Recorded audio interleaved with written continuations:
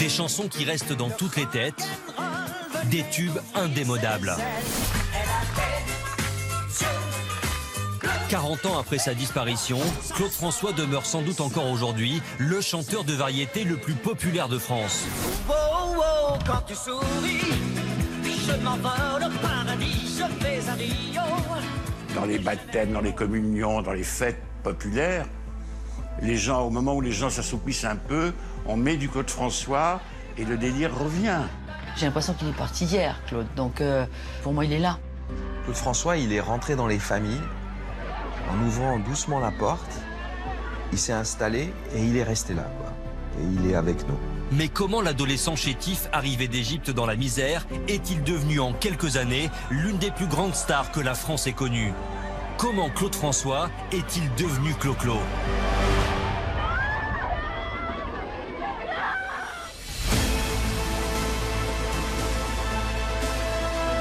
Dans ce documentaire exceptionnel, ceux qui l'ont le mieux connu ont accepté de dévoiler leurs souvenirs et leurs anecdotes. Claude François Junior, son fils aîné. Quand il sortait de scène, mon instinct d'enfant me disait « n'y va pas, c'est pas de lui ». Mais aussi ses collaborateurs. Il m'insulte parce que je fais jamais de chansons pour lui. Ses amis intimes. Le mot Clo-Clo, c'est moi qui l'ai inventé, je vous signale. Comme ses plus grands fans. On a son numéro de téléphone personnel. On peut l'appeler à l'appartement. Qu'est-ce que vous êtes prête à faire pour lui s'il vous disait je vous emmène? Oh, n'importe quoi! Tous livrent un portrait inédit de la star. Sa vie est un roman à ce type. C'est quelque chose d'absolument incroyable. Claude François, c'est avant tout un précurseur en avance sur son temps.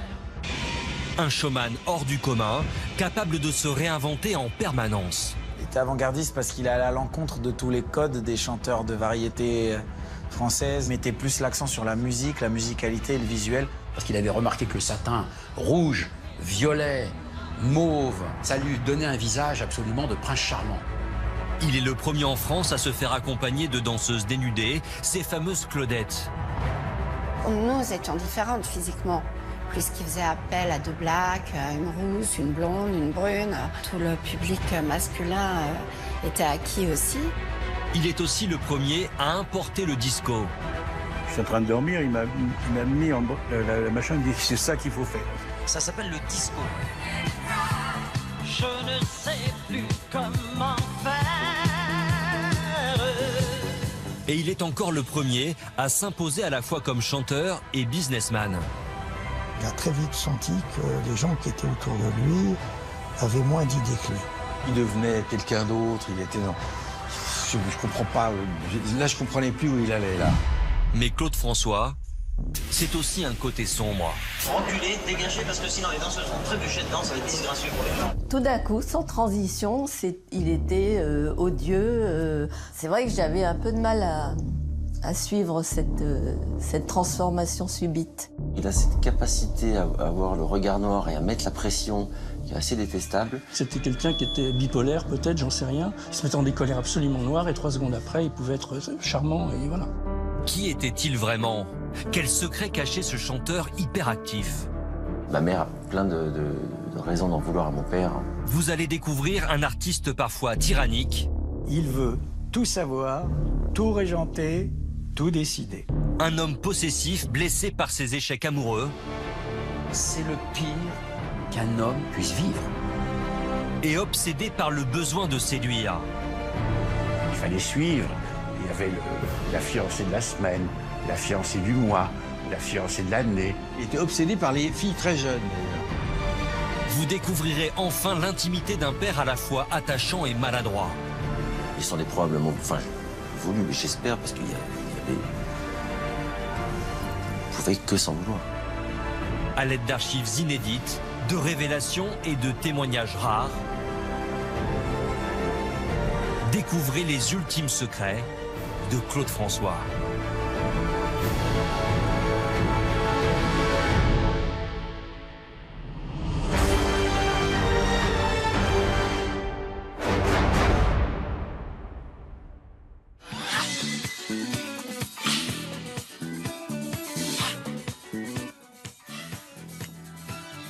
Voile sur les filles, barque sur le Nil. Alexandrie, Alexandra, ce soir j'ai de la fièvre et toi tu meurs de froid. Fin 1977, Claude François enregistre ce qui sera l'un de ses plus grands tubes, Alexandrie, Alexandra.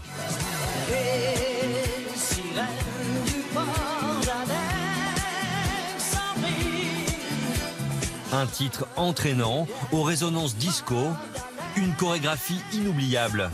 Le chanteur est alors au sommet de son art. Les papillons de la jeunesse. Comme c'est l'usage, il présente d'abord la chanson dans les plus grandes émissions de variété de l'époque. Sur les filles et partout sur le Nil. Mais le 45 tours, lui, ne sort que 3 mois plus tard, le 15 mars 1978.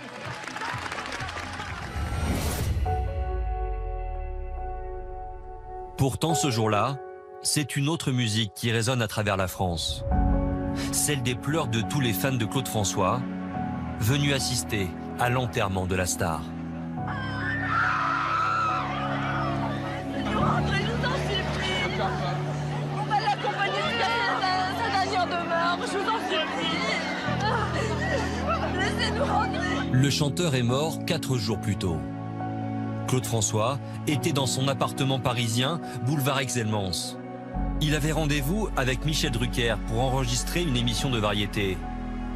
Mais en sortant de sa douche, il redresse une applique dans la salle de bain. Il meurt aussitôt électrocuté. À l'autre bout de Paris, dans les studios des Buttes Chaumont, quand la nouvelle arrive, tout le monde est sous le choc. Tu devais l'avoir dans l'émission là? Oui, on attendait Claude, Sylvie, puisque Claude devait être dans notre émission demain. Tout son état-major était déjà là et il avait fait téléphoner qu'il arrivait avec un peu de retard. Nous sommes un petit peu anéantis par tout ça, je crois qu'on n'a pas bien réalisé encore. Claude François disparaît à 39 ans. Et aujourd'hui encore, il reste l'un des plus grands vendeurs de disques, 61 millions d'albums vendus, dont 25 millions depuis sa disparition. Une belle revanche pour ce chanteur dévoré par la soif de réussir, et pourtant parti de rien, 20 ans plus tôt.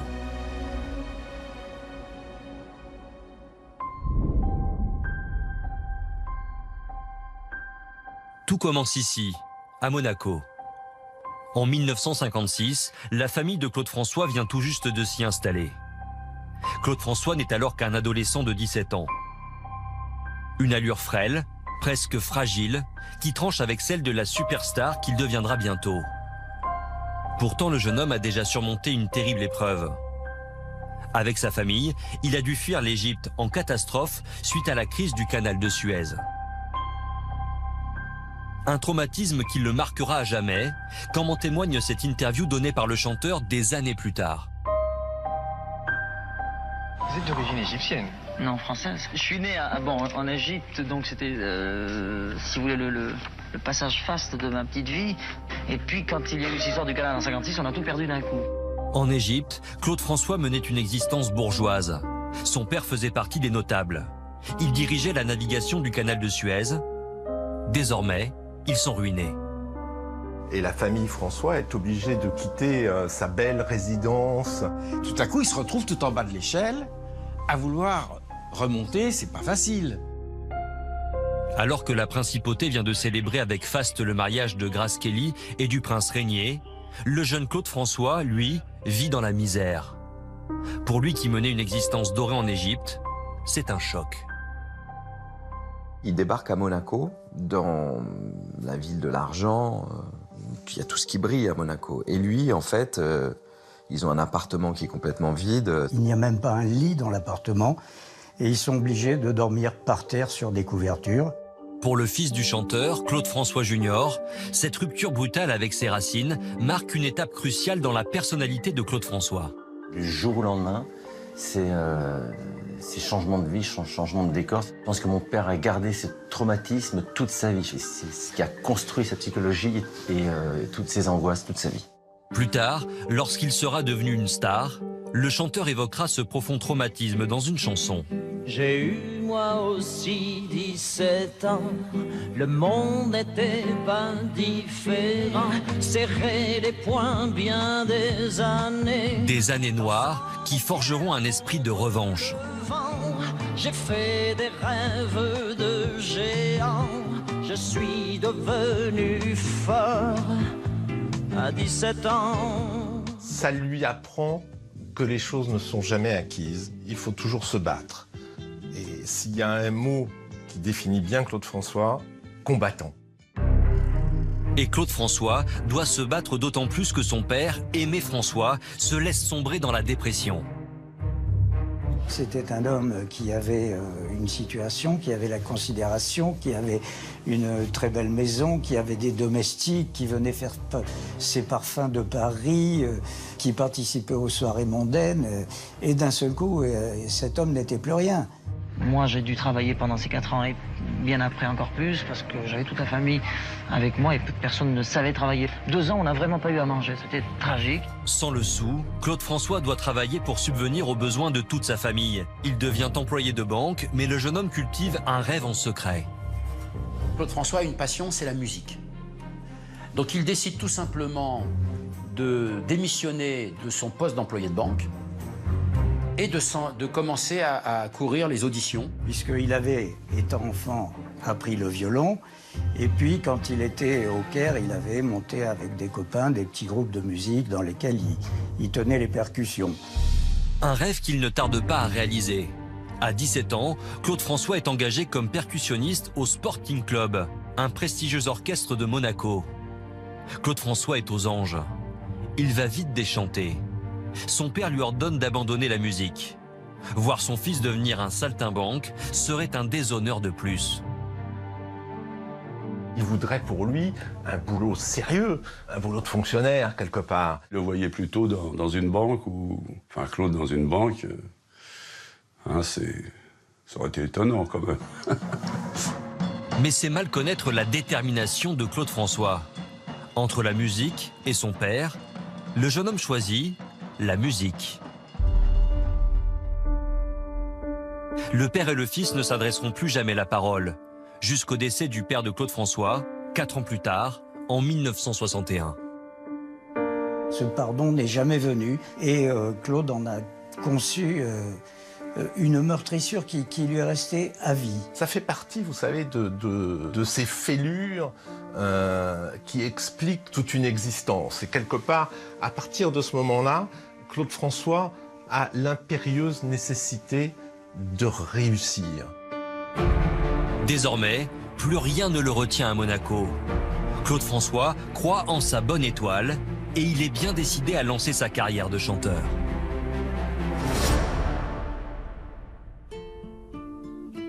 Quand Claude François débarque à Paris, il a 22 ans et il en est convaincu, il deviendra une star de la chanson.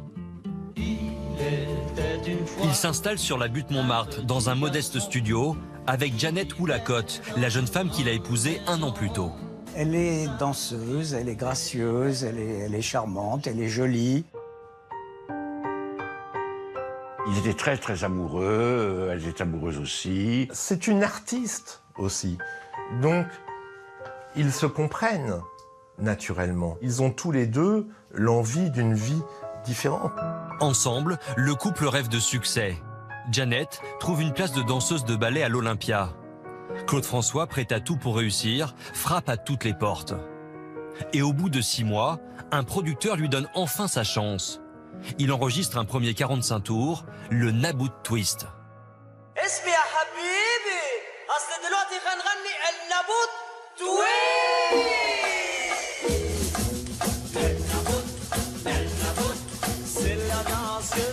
Appelez le twist El Nabout, il y a bien longtemps que cela existe. Quand on le réécoute, on est très surpris parce que c'est une chanson qui a des sonorités très orientales. Finalement, il y met déjà une part de lui-même. Mais ses espoirs de succès avec le Nabout Twist sont vite déçus. Le timing n'est visiblement pas le bon. Le disque ne marche pas. Il sort en mars 1962, ce premier disque. C'était le jour de l'indépendance et de la fin de la guerre d'Algérie, les Français ne veulent pas danser sur de la musique arabe, évidemment. Claude François n'avait pas envisagé cet échec. Persuadé de son talent, le jeune homme est profondément blessé. Et pour survivre, il doit recommencer à jouer dans des petits orchestres. En réalité, c'est Jeannette qui fait bouillir la marmite. C'est très vexant pour lui. C'est un loser, faut pas hésiter à le dire, ça ne marche pas. Une situation que Claude François supporte très mal. D'autant que sa femme, elle, danse tous les soirs à l'Olympia, où elle récolte les honneurs et les bravos. Claude François commence à se montrer envieux, jaloux et bientôt possessif, jusqu'à l'extrême.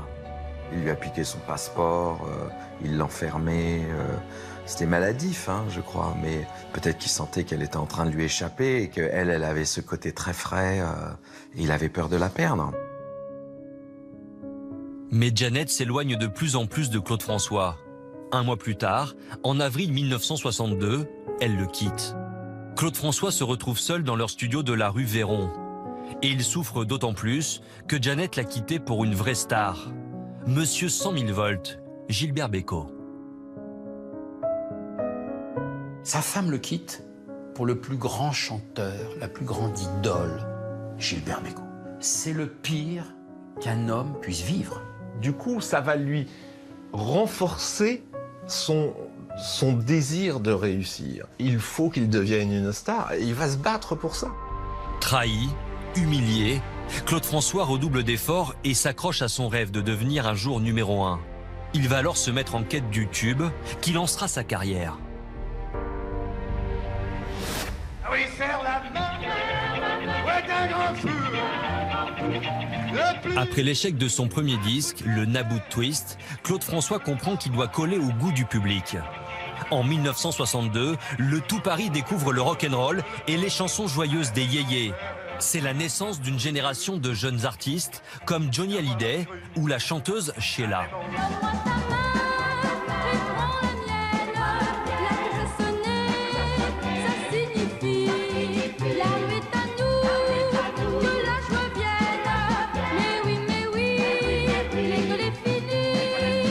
C'était quand même le début du rock'n'roll, du twist.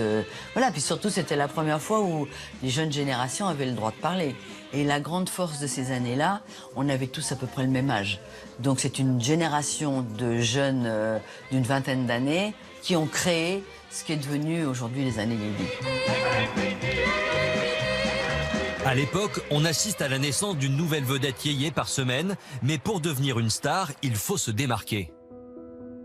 Il y avait beaucoup de concurrence et tout le monde avait envie de chanter. Moi, je veux dire, je venais des marchés, j'avais envie de monter un groupe et j'avais envie de chanter parce que voilà, tout le monde faisait ça. C'était plein d'énergie, de gens qui avaient envie d'y arriver. Mais pour le jeune Claude François, réussir est plus qu'une envie, c'est une nécessité.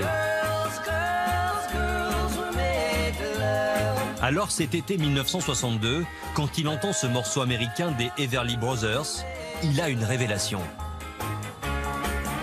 Il sait que c'est la chance de sa vie. Il sait que ce tube américain va devenir un tube en Europe. Claude François veut absolument adapter ce titre. Et le petit chanteur anonyme de 23 ans se montre tellement convaincant qu'un grand producteur de l'époque lui accorde une seconde chance malgré l'échec de son premier 45 tours. Mais Claude François n'est pas encore star, qu'il en a déjà toutes les attitudes. Quand il découvre les paroles de l'adaptation française, il veut tout changer. Il se rend alors chez une célèbre parolière de l'époque.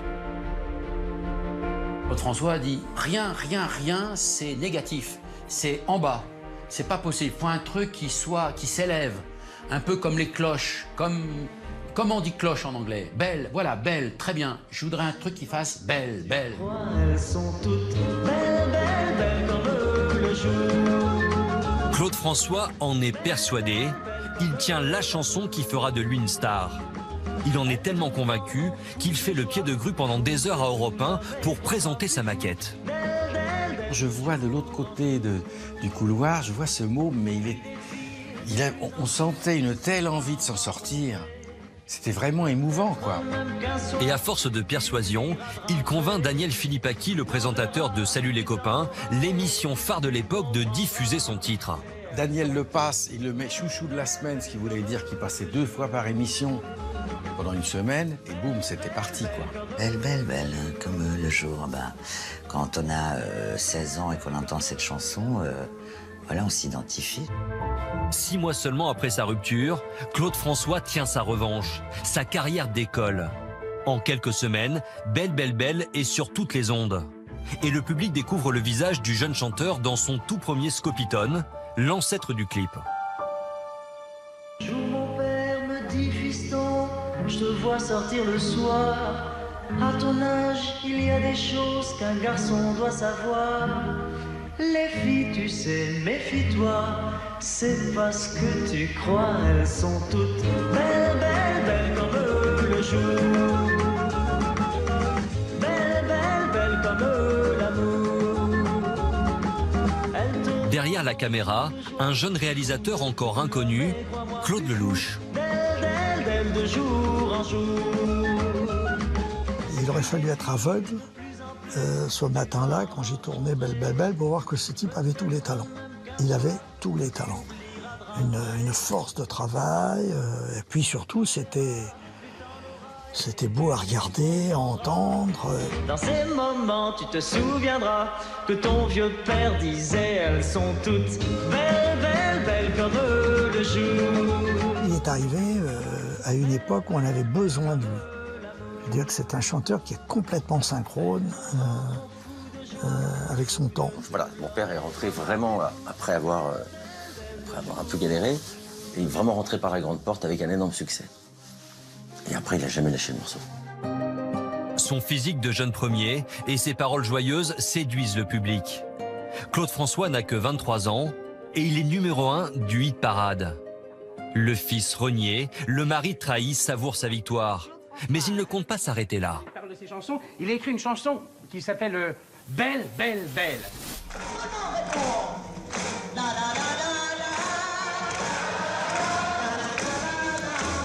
Depuis la sortie de Belle, belle, belle, à chacune de ses apparitions, Claude François, la nouvelle vedette des yéyés, provoque l'hystérie. Mais depuis ses 17 ans, le jeune homme sait qu'on peut tout perdre du jour au lendemain. Alors il se méfie de ses rivaux, notamment d'un certain Johnny Hallyday, l'idole des jeunes. Les gens m'appellent l'idole des jeunes. Il en est même qui m'envie. Il est obsédé par Johnny Hallyday.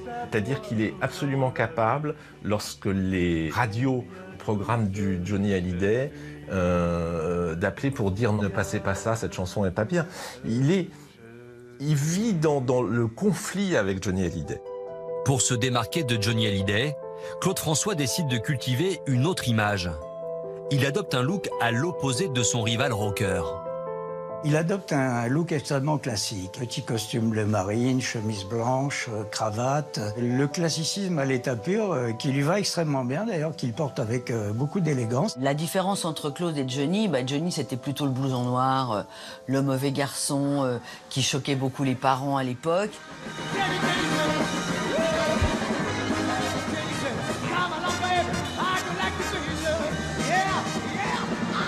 Alors que Claude, c'était le blond, charmant, gentil et qui faisait pas peur dans les familles.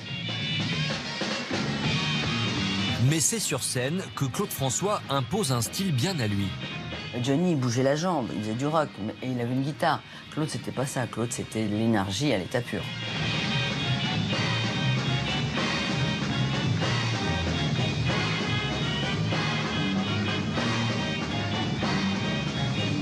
Claude François est le plus dansant, c'est une bête de scène. Il a la comédie musicale dans la...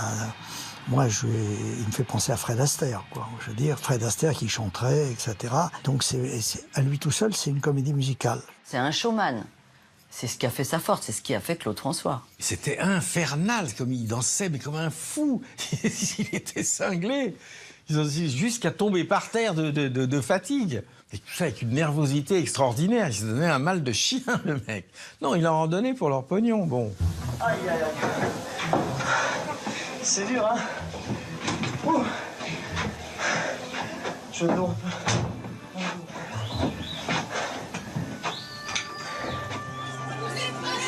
Claude François se dépense sans compter pour satisfaire un public de fans qui attendent la sortie de chacune de ses chansons. Tout le monde bat des mains avec moi. On chante. Encore. Si j'avais un marteau, je cognerais le jour, je cognerais la nuit, j'y mettrais tout mon cœur, je bâtirais une ferme, une grange et une barrière, et j'y mettrais mon père, ma mère, mes frères et mes sœurs. Oh oh, ce serait le bonheur. À 24 ans, Claude François fête sa première année de carrière. Il a déjà vendu 2 millions d'albums et reçoit ses 2 premiers disques d'or.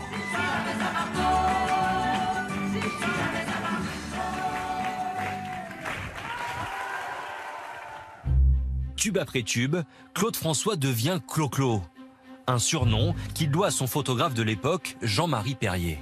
Le mot Clo-Clo, c'est moi qui l'ai inventé, je vous signale. Hein. J'avais dit dans le journal, il faut l'appeler Clo-Clo à la belle gueule. Et le Clo-Clo est resté. Ses fans lui vouent un culte sans limite. Elles le suivent dans tous ses déplacements. Parmi elles, beaucoup de filles, souvent très jeunes, qui s'invitent parfois sur scène. C'est la Clo-Clo-mania. Qu'est-ce que vous êtes prête à faire pour lui s'il vous disait je vous emmène? Oh, n'importe quoi. Oh, n'importe quoi. N'importe quoi. Elle le touchait partout. Il y en a qui ne se lavaient pas les mains pendant des jours. Elle lui sautait dessus. Parfois, il avait du mal à s'en sortir.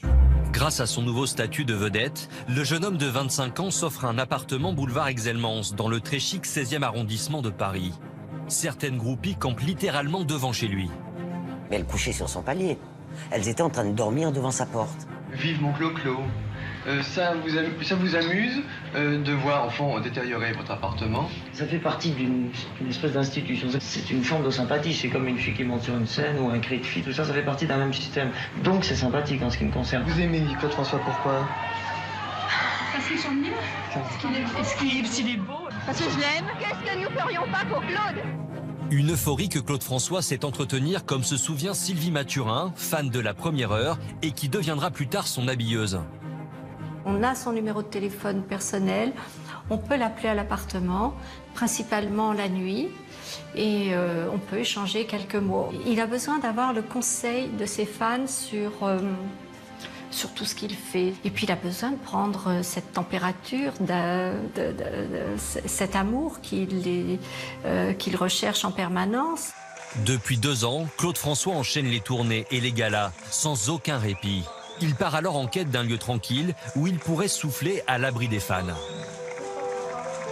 est déjà 3 h du matin. On va essayer de s'arrêter en route. Tu pourras dormir un quart d'heure. Combien de kilomètres? 350. Il fait des tournées qui sont extrêmement fatigantes. Il est sans arrêt sur les nerfs, sans arrêt en train d'enregistrer. Donc il lui faut un endroit calme. Et après plusieurs mois de recherche, Claude François finit par trouver le havre de paix qui lui manquait. Cet ancien moulin, situé à Dannemois, à une 50aine de kilomètres de Paris.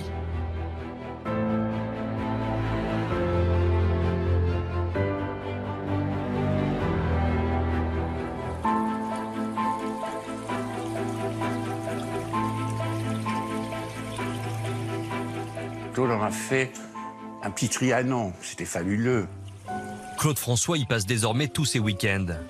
Rien ne semble trop beau pour son moulin, dans lequel il investit des sommes folles. Aquarium géant, cave à vin digne d'un grand restaurant, et la même piscine qu'Elvis Presley. Pour Claude François, ce moulin du bonheur, c'est comme une revanche sur le destin. D'une certaine manière, le monde enchanté qu'il va se recréer au moulin de Dannemois, c'est une manière de recréer le paradis perdu de l'enfance.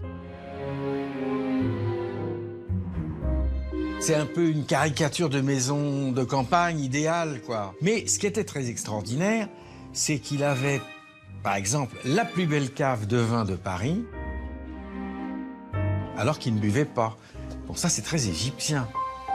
De ses années en Égypte, Claude François a hérité un grand sens de la famille et de l'accueil. Et lui qui a manqué de tout dans sa jeunesse, fait en sorte que ses invités ne manquent de rien. C'est un endroit où il reçoit beaucoup de gens de métier, le Moulin. Donc quand il déboule avec Lagardère, un programmateur radio, de Claudette, un artiste, un compositeur, voilà, il a envie que ça se passe bien et tout le monde est un peu au garde à vue. Et au cœur de cette organisation, Claude François installe la femme qui compte le plus pour lui. Sa mère, Lucia, qu'il surnomme Choufa. C'était une maman idéale égyptienne. Ah bah tout le monde était obligé de connaître Choufa. C'était un numéro. Les week-ends, c'était elle la grande intendante. Parce que c'est elle qui dirige l'équipe de cuisiniers. Elle met souvent aussi la main à la pâte d'ailleurs pour les aider à faire les pizzas comme son fils aime, comme il mangeait, comme les pizzas qu'il mangeait en Égypte. Il aimait bien le côté clan, famille. On avait des Noëls, les enfants, on était invités dans sa salle de projection à visionner en exclusivité des films Disney. Il aimait bien ce côté fédérateur comme ça. Chalala, chalala. Au Moulin, Claude François a créé une bulle de bonheur qu'il célèbre dans une chanson qui sort la même année. J'entends les oiseaux qui chantent à la ferme du bonheur. Un bonheur que le chanteur aimerait désormais partager avec quelqu'un. Car depuis son divorce, il est célibataire.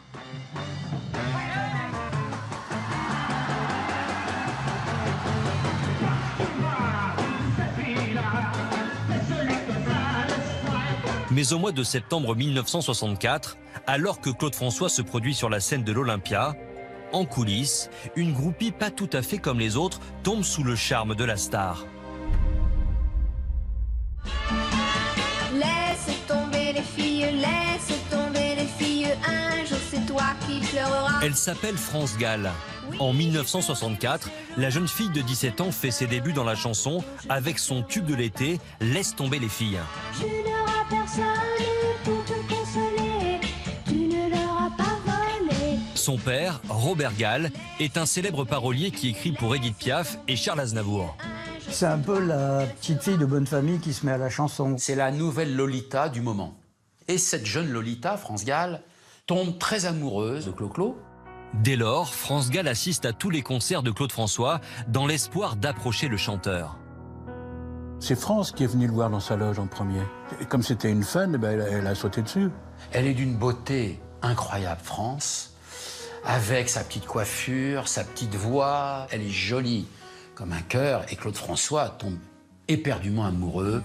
Qui a eu cette idée folle un jour d'inventer l'école? Qui a eu cette idée folle un jour d'inventer l'école? C'est ce sacré Charlemagne, sacré Charlemagne.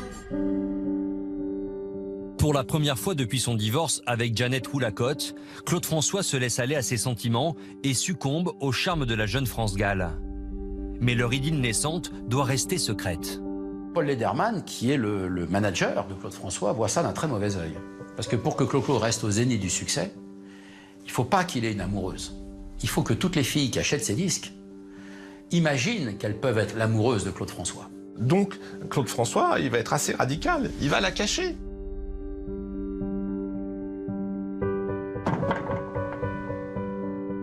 Elle va au moulin de façon très discrète, où il la retrouve. Souvent, elle porte une perruque brune pour qu'on ne la reconnaisse pas. Enfin, ils font tout ce qui est possible pour éviter que qui que ce soit s'aperçoive de ça. Le redit-on depuis toujours, mais ça fait mal. Officiellement célibataire, la jeune femme enchaîne les succès et devient vite très populaire. France, est-ce que vous venez souvent à la plage? Oh oui, j'y vais dès que j'ai un moment de libre pour me reposer, quand il n'y a pas trop de monde aussi, bien sûr. Oui, vous n'aimez pas, vous, quand vous marchez sur les pieds? Non, je préfère être sur une plage, quand même assez désert. Cette notoriété croissante est insupportable pour Claude François. Il se sent menacé. Jaloux, possessif, la star voit ressurgir ses vieux démons. Il l'aime d'une telle jalousie qu'il l'étouffe. Lorsqu'il part en concert et qu'elle ne travaille pas, il l'enferme dans sa propriété de Danois et il lui demande d'attendre son retour. France Gall est folle amoureuse de Claude François et tente de se plier à ses exigences. Mais elle est loin de se douter des extrêmes auxquels peut arriver son fiancé. France Gall. Le 20 mars 1965, France Gall est à Rome pour le concours de l'Eurovision. Devant plus de 165 millions de téléspectateurs, elle représente le Luxembourg. Je suis une poupée de cire, une poupée de son. Mon cœur est gravé dans mes chansons, poupée de cire, poupée de son. Et ce soir-là, c'est elle qui remporte le concours. La signorina France Gall.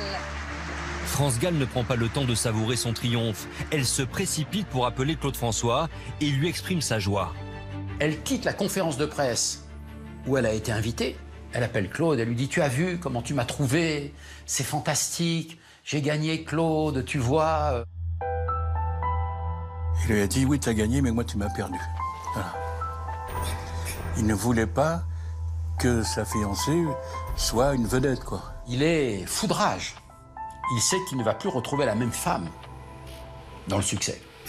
Dévastée, elle prend le premier avion pour Paris et arrive dans la soirée au 46 boulevard Exelmans. Elle sonne à la porte, elle tape à la porte, etc. Puis au bout d'un moment, il lui ouvre pas la porte. Il veut pas lui ouvrir. Elle sait qu'il est à l'intérieur, elle l'entend à travers la porte. Elle a dormi sur le paillasson devant sa porte. Il n'a pas ouvert. Ah non, mais c'était des drôles d'oiseaux tous les deux. Claude François finit par ouvrir la porte. Mais France Gall n'oubliera jamais cette humiliation. 2 ans plus tard, elle quitte Claude François, mettant ainsi un terme à 3 années d'une relation passionnée. Claude, il a morflé, là, sur le moment, si elle ne s'attendait pas. Mais comme souvent, c'est lorsqu'il est au plus bas que le chanteur de 28 ans trouve la force de rebondir, toujours plus haut. Cet été 1967, il se met en tête de trouver de nouveaux morceaux à interpréter. C'est à cette époque qu'il rencontre Jacques Revaux, qui compose pour son rival de toujours, Johnny Hallyday. Il m'insulte parce que je fais jamais de chansons pour lui, et il me demande alors, tu peux pas me faire une chanson? Bah écoute, je dis Claude, je t'ai déjà fait quelque chose, mais bon, d'après ce que je crois comprendre, ça n'a pas collé. C'était quoi ta merde? Comme toujours. Bah, je dis c'était un slow que je t'avais montré.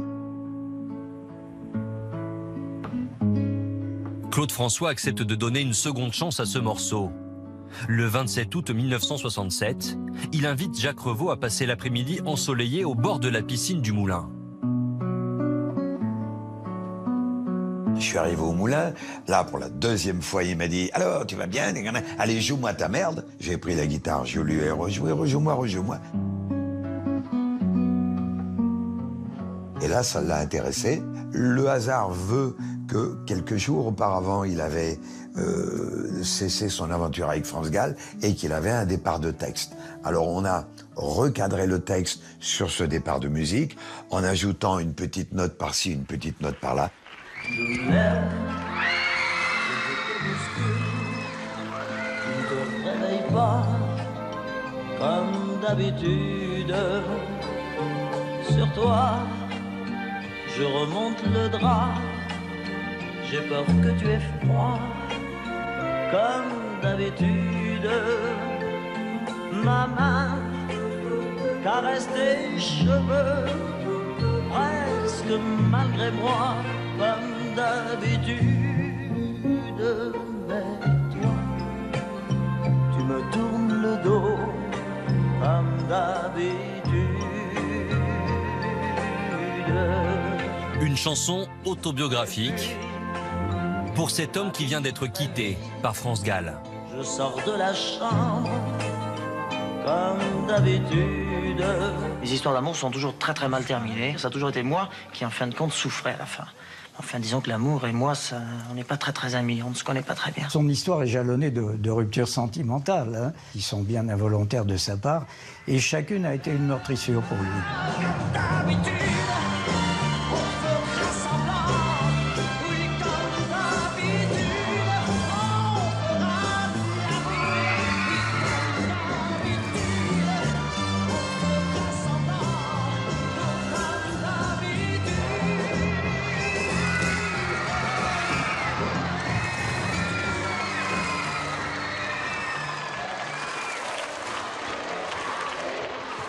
Pour le fils du chanteur, Claude François Junior, comme d'habitude, laisse percevoir le vrai visage de Clo-Clo. Quand on écoute cette chanson, on sent qu'il y a du vécu et elle nous touche tous parce que la lassitude du couple, c'est un grand classique. Et donc elle a ce côté à la fois vrai et universel. Une chanson qui va bientôt dépasser Claude François. De passage en France, quand Paul Anka, le producteur de Frank Sinatra, découvre le titre à la radio, il est lui aussi séduit par la sincérité du titre. Il dit « je veux cette chanson », il récupère les droits, il en fait l'adaptation américaine. Sinatra écoute la version de Paul Anka, dit « je veux l'interpréter ». I've had a few, but then again, too few to mention. Le 29 décembre 1968, Claude François entend pour la première fois Frank Sinatra interpréter sa chanson.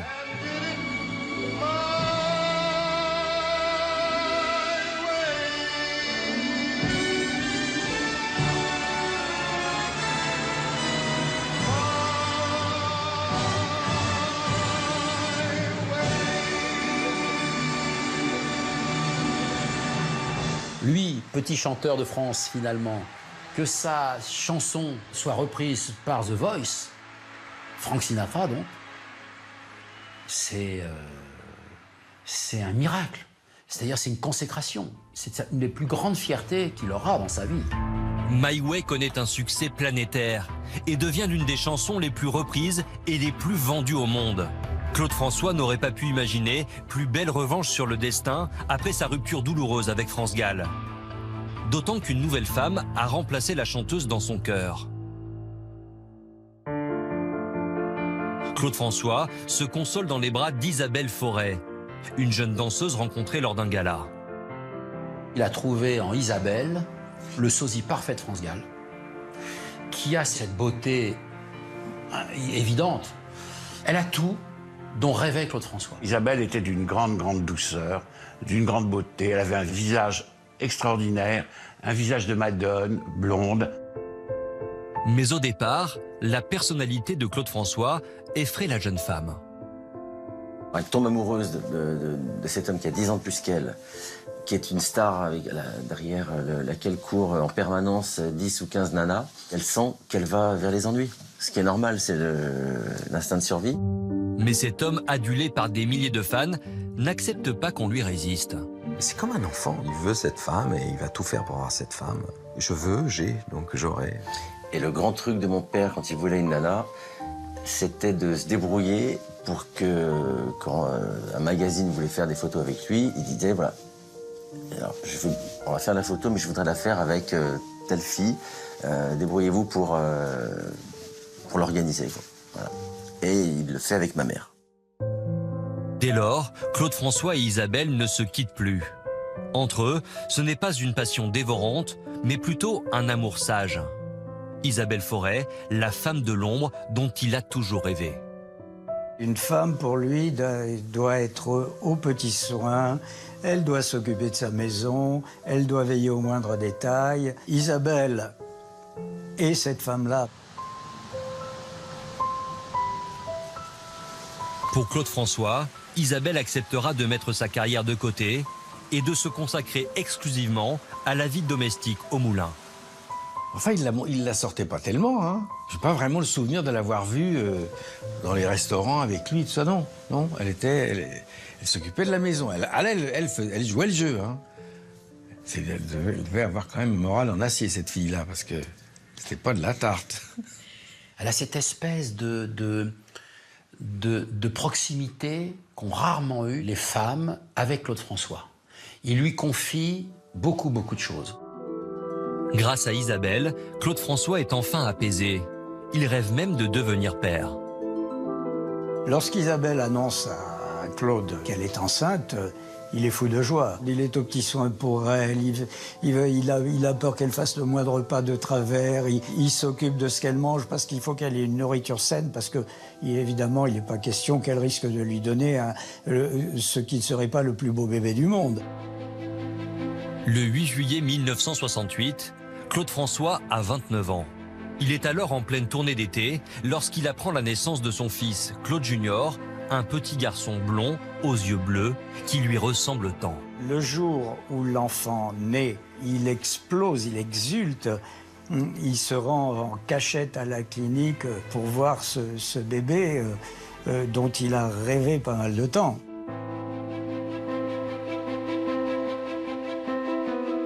Il avait envie d'un moule, c'est-à-dire qu'il avait envie d'un petit garçon blond aux yeux bleus.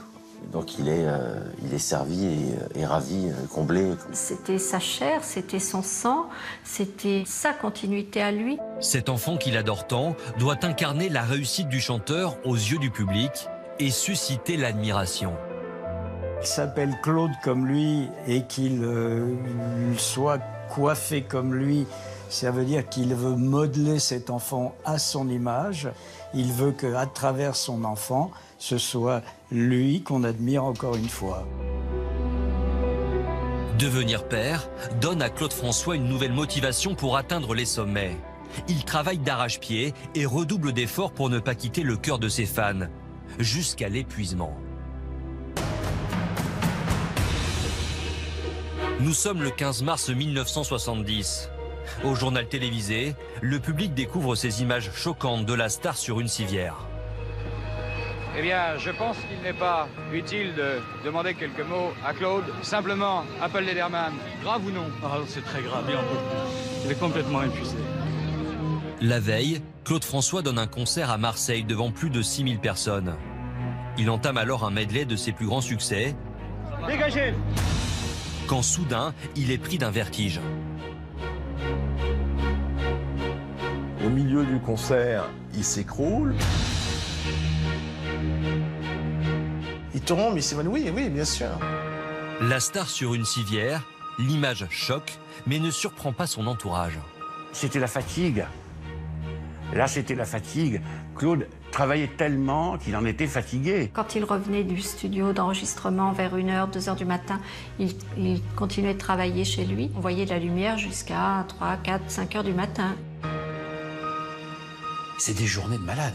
Il se levait, il allait au bureau, il allait faire une télé, après il allait faire une voix en studio, il partait en concert le soir à 500 km de Paris, il revenait dans la nuit, il repartait au enregistrement pour écouter le travail qui a été fait pendant qu'il était sur scène. Je peux vous dire, ça fait des grosses journées. J'arrive sur une scène, je chante, je danse pendant 1 heure. Si les gens sont contents, je peux rester 2 heures s'ils le veulent. Je m'amuse, j'aime ça. Et je fais ça parce que j'adore ça. Puis si on m'enlève ça, il ne me reste plus rien. Claude François est à bout de force. Pourtant, ce malaise n'a rien à voir avec sa fatigue. Tout ça, c'est pipeau. C'est lui qui a monté ça, simplement pour qu'on parle de lui. Ça marche un petit peu moins bien pour lui. Il a l'impression qu'il faut faire reparler de lui. Ce malaise révèle en fait un chanteur en mal de succès. Depuis le triomphe de My Way, Claude François peine à retrouver le chemin des hit-parades.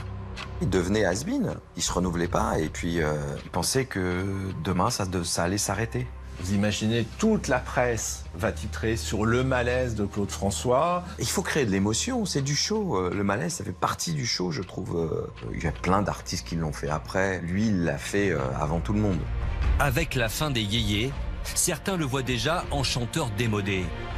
Mais Claude François va prendre tout le monde de court. À 31 ans, il rompt avec le clo-clo de ses débuts. Et c'est aux États-Unis qu'il va chercher l'inspiration.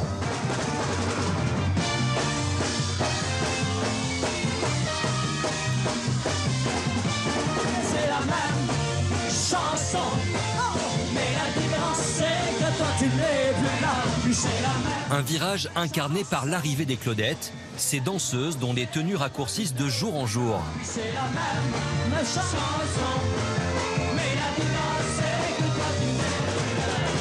Elles sont en fait une version française des Hi-Cat, les danseuses qui accompagnent l'américaine Tina Turner sur scène.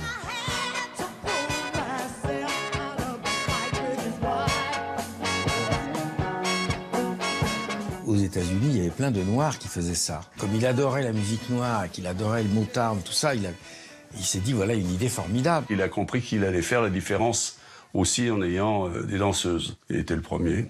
Les autres, ils étaient seuls sur scène. Lui, il arrive, boum, derrière, il y a des fusées. Évidemment, ça impressionnait. Il fait beau, la vie coule comme une chanson, aussitôt qu'une fille est aimée d'un garçon. Grâce aux Claudettes, Claude François fait coup double. Il fait du que du coup, il va pouvoir réunir les deux pôles masculin et féminin de son public. Les hommes sont contents d'accompagner leurs femmes parce qu'il y a des jolies filles autour de Claude François. Prisca fut l'une d'entre elles et se souvient de l'effet Claudette. Nous étions différentes physiquement, puisqu'il faisait appel à deux blacks, une rousse, une blonde, une brune. Donc il savait que voilà, tout le public masculin était acquis aussi.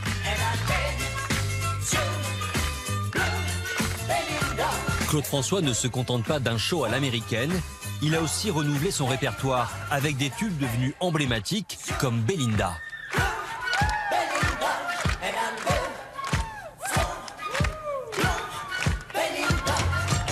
Il était avant-gardiste parce qu'il allait à l'encontre de tous les codes des chanteurs de variété française et Claude François, à son époque, ça a été sûrement le premier Français à cette échelle-là à avoir des chansons légères, mais qui mettaient plus l'accent sur la musique, la musicalité et le visuel que sur le sens des mots. Claude avait un truc très très très fort quand même. Il disait toujours qu'une chanson, ça doit pouvoir se siffler, comme ça c'est un tube. Il y avait une mélodie fracassante, quoi. Il y avait des mélodies qui finalement sont là pour toujours. Des Claudettes, un son entêtant et surtout une image rajeunie.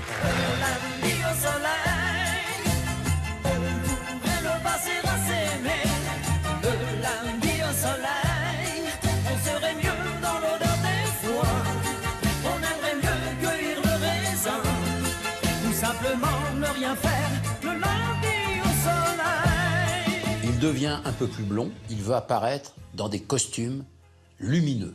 Parce qu'il avait remarqué que le satin rouge, violet, mauve, ça lui donnait un visage absolument de prince charmant. Ces deux derniers 33 tours comptent parmi les plus grands tubes du chanteur.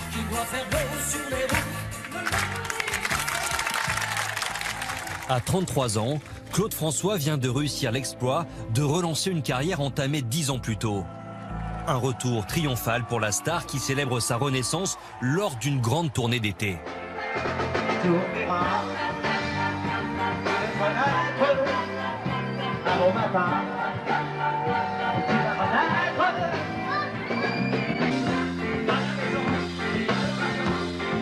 Un nouveau Clo-Clo qui hystérise les foules comme les plus grandes rockstars.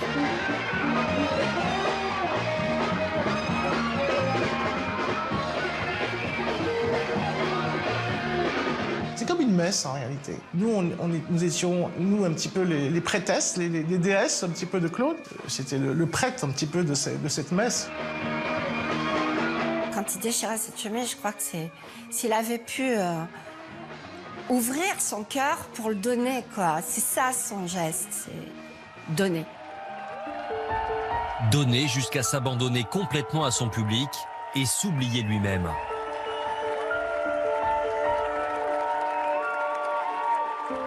Quand il sortait de scène, je sentais autour de lui une vibration magnétique qui, pour moi, son fils, était répulsive. Mon instinct d'enfant me disait « n'y va pas, c'est pas lui ». Je l'ai vu en train de pleurer, mais c'est pas des larmes de chagrin, c'était des larmes de rage. C'est très douloureux quand on fait un spectacle de 2 heures, et tout d'un coup, ça s'arrête. Donc je pense que Claude avait cette espèce de douleur à la fin du spectacle. Il avait toujours envie d'avoir plus, pour combler peut-être tout ce vide qu'il avait en lui.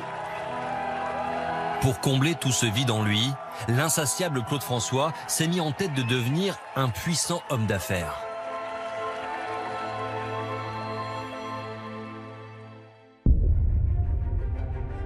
Claude François gère sa carrière en visionnaire.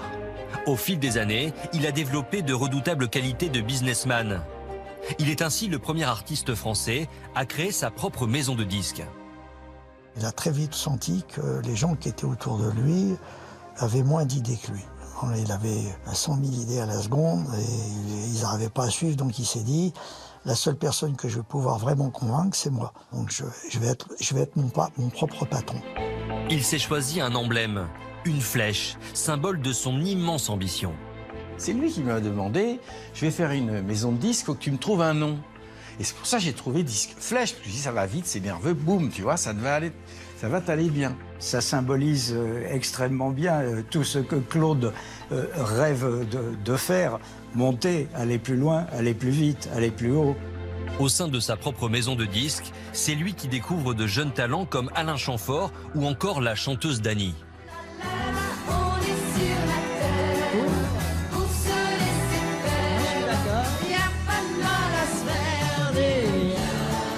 Et il était toujours à l'écoute quand même de ce que je faisais. Ce soir, tu étais bonne, pas bonne, tout ça. Il disait jamais, par exemple, c'est super, c'est génial. Il disait toujours, bon, écoute là, c'était bien, mais il faudrait que tu fasses ci, ou ça serait mieux si tu faisais ça. Voilà. Tu es tellement gentil d'aller à me faire des propositions comme ça. Et en plus, tout le monde. Et durant l'été 1972, ses affaires prennent de l'ampleur. Claude François rachète Podium, un mensuel pour la jeunesse. Vous avez Podium, s'il vous plaît? Oui, sur la table, là.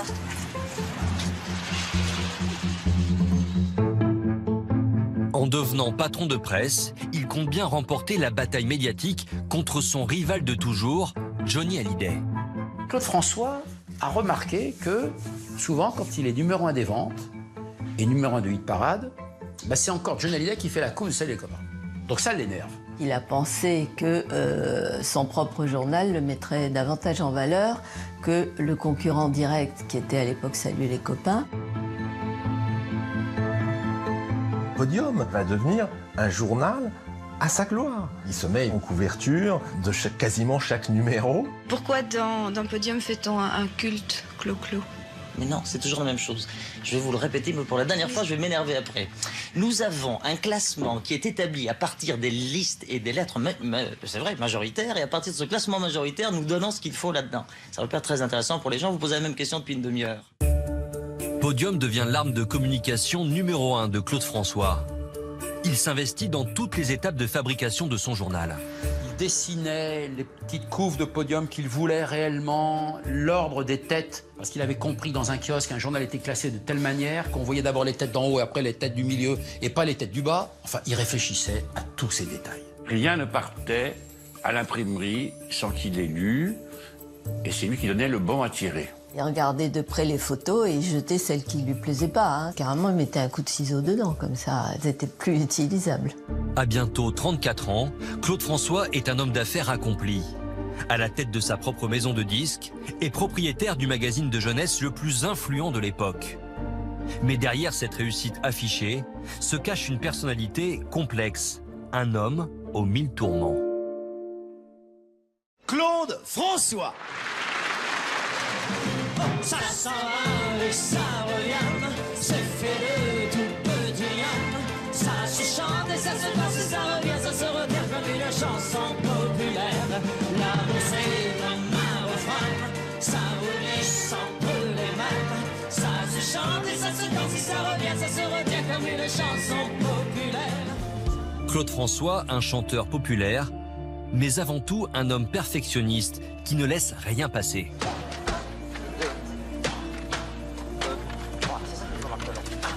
Il surveillait tout. Même sur scène, il se retournait dès qu'il entendait quelque chose qui n'était pas logique. Il était là avec ses grandes oreilles. Il entendait tout. Jean-Jacques, je sais que quelquefois ça vous ennuie de travailler. Moi aussi, quelquefois ça m'ennuie de travailler. Malheureusement, il faut... When you have to do it, you have to do it. Ma première rencontre avec Claude, c'était à l'Olympia. J'étais à côté d'une jeune femme qui s'appelait Martin et qui était là avec une serviette, une glace. Et quand il est sorti de scène, comme elle tenait pas la glace à l'endroit où il fallait, il lui a cassé sur la tête. J'ai trouvé ça épouvantable. Reculez, dégagez, parce que sinon les danseuses vont trébucher dedans, ça va être disgracieux pour les gens. Tout d'un coup, sans transition, il était odieux. C'est vrai que j'avais un peu de mal à suivre cette transformation subite. Il a cette capacité à avoir le regard noir et à mettre la pression qui est assez détestable, de la même manière qu'il peut être complètement solaire quand il est bien. C'était quelqu'un qui était bipolaire peut-être, j'en sais rien. Il se mettait en des colères absolument noires et 3 secondes après, il pouvait être charmant et voilà. Pour ne pas risquer de déclencher la colère du patron, les employés de Claude François doivent appliquer à la lettre ses instructions, les notes de service qu'il enregistre sur un dictaphone qu'il garde en permanence sur lui. C'était des toutes petites cassettes qu'il remettait à une fan. Toute la journée, elle avait un bureau et elle tapait les notes de service et elle les distribuait. Des notes de service personnalisées qui ont marqué celui qui est à l'époque son nouveau directeur artistique. Devant moi, il disait dans son magnétophone, vous direz au nouveau directeur artistique que voilà, j'aimerais ci, j'aimerais ça, j'aimerais ci, j'aimerais ça. Devant moi. Et j'avais la note de service qui arrivait sur mon bureau le lendemain matin. Il faisait que ça toute la journée. Voilà, c'était toute sa vie. Partout, il arrivait chez lui au moulin, il remarquait qu'il y avait tel truc, que le jardinier n'avait pas fait ci, qu'il y avait un problème, je sais pas où, dans telle pièce. Car le chanteur ne tolère aucune imperfection. Sur 3 graviers dans la pelouse, dans le jardin, qui le rendait fou et il va s'arrêter pour les ramasser et les remettre dans l'allée parce que ça perturbe son champ de vision. C'est-à-dire que s'il ne le règle pas, il va le garder, ça va être un bug. C'est un obsédé du contrôle. Il veut tout savoir, tout régenter, tout décider. Claude François veut tout maîtriser, jusqu'à sa propre apparence. Car derrière les paillettes se cache un homme complexé. C'est loin de son public français, devant les caméras de la BBC, que la star révélera cette faiblesse pour la seule et unique fois. I don't like myself. When I look at myself on the mirror, when I never watch my shows on TV, I don't like to see my pictures on magazine. I don't like that. Alors le chanteur est prêt à tout pour façonner ce physique qui lui déplaît. Il est même un des premiers artistes français à recourir à la chirurgie esthétique. Il s'est fait opérer 3 fois du nez parce qu'il avait un nez qui était assez fort. Il dessinait au plasticien le nez qu'il voulait, en fonction de son visage et de l'importance des yeux et du placement des oreilles. Il se voulait mieux, donc c'est pour ça qu'il se fait refaire le nez. Il avait une idée très précise de l'idéal qu'il aurait voulu être, donc il faisait tout pour s'en approcher. Mais au printemps 1973, un scandale d'ampleur nationale vient écorner cette image de perfection.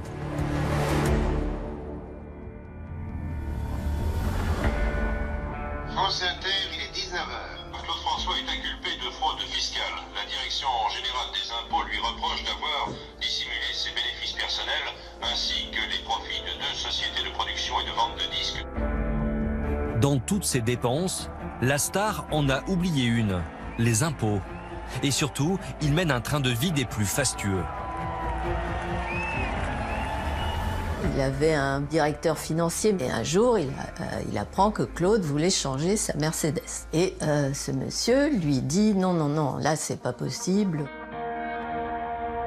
8 jours après, il passe en klaxonnant, sans s'arrêter, au volant d'une voiture toute neuve. Il dépensait plus qu'il ne fallait.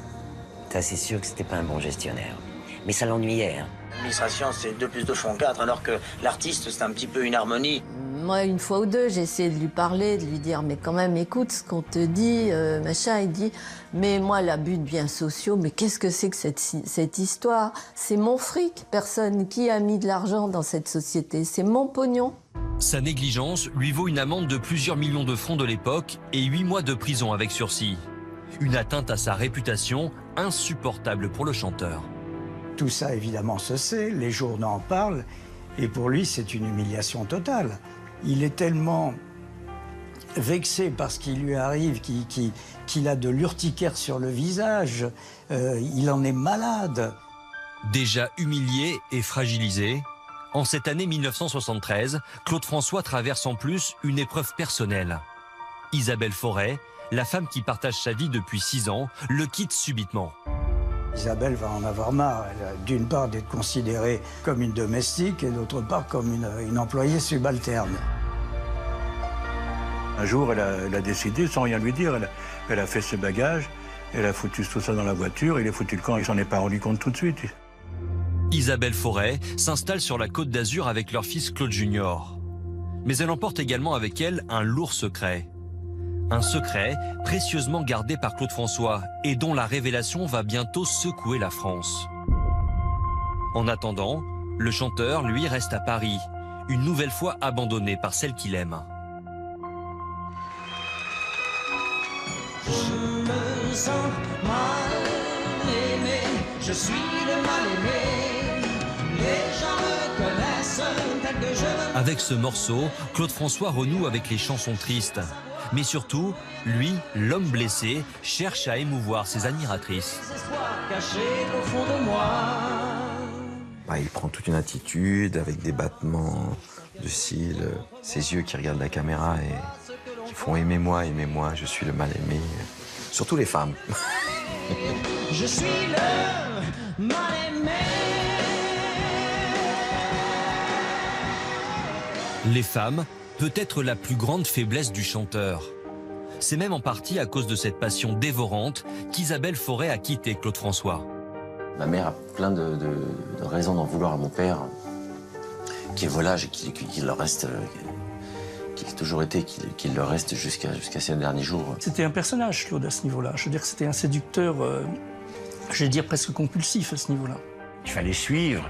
Il y avait la fiancée de la semaine, la fiancée du mois, la fiancée de l'année. Il était obsédé de séduction. Voilà, il fallait absolument qu'il séduise. Il était obsédé par les filles très jeunes, d'ailleurs. Bon, aujourd'hui, ça serait impossible, d'ailleurs. Non, mais c'est vrai. À ce sujet, le chanteur donnera une interview surréaliste à la télévision belge. J'aime ou jusqu'à 17-18 ans, après je commence à me méfier. Bon, Dieu seul sait si j'ai des aventures au-delà de 18 ans, bien sûr, heureusement. Mais après 18 ans, je me méfie parce que les filles commencent à réfléchir, elles sont plus naturelles, etc. Ça commence même quelquefois avant. Symbole de sa passion pour les jeunes femmes, Claude François, 35 ans, coule des jours heureux avec un top modèle finlandais de 19 ans, Sofia Kukkonen. Sur ces images rares prises dans l'intimité du chanteur, on découvre un homme épanoui.